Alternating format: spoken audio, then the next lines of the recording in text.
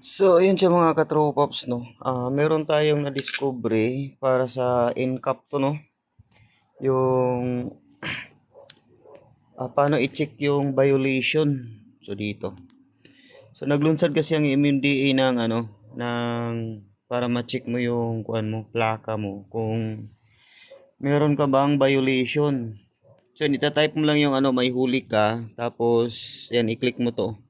Itong may huli ka, MMDA. GovPH. Tapos punta tayo sa home at lalabas po dito yung natin, no. Yan, plate number, tsaka yan, conduction sticker, tapos MB file. So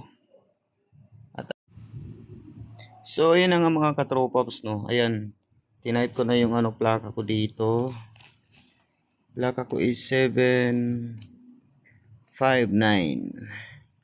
So yun, di ko na to tatapusin mga katropaps, to kasi pag may sulat mo na yung plaka mo, tapos MB file mo. So makikita mo yung MB file mo sa ORCR mo mga katropaps. Tapos pindutin mo lang tong check na to. Tapos yung lalabas na yon, so ganito po yung lalabas mga katropaps, no. Ini-screenshot ko kasi yun Ito. So ito po siyang lalabas. So ini-scratch ko lang yung niya, tinakpan ko yung ko para for security reason, So, congratulations, you have no violation record for plate number na ganito ganyan. Tapos warning, if the license plate and MB file are entered incorrect, the result may show no record found. So, yan siya mga katropaps, no? So, yun, i-check nyo na. Kasi baka mamaya meron na kayong violation.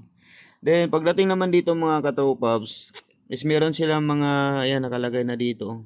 Pwede ka magbayad dito, through Bayad Center, GrabPay, GCash, Maya, tapos link-based portal, no? So, ayan, dito lang siya makikita. Ayan. My Fine, Home. So, doon ka sa home mag-search. Okay. So, hopefully is meron akong na-share sa inyo mga katropaps, no? So, ingat-ingat.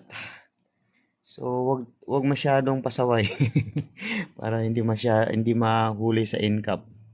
Kasi sa NCAP kasi talaga andyan yung pera. Okay. So, yun. Ride safe po sa lahat mga paps. Okay. Hanggang dito lang.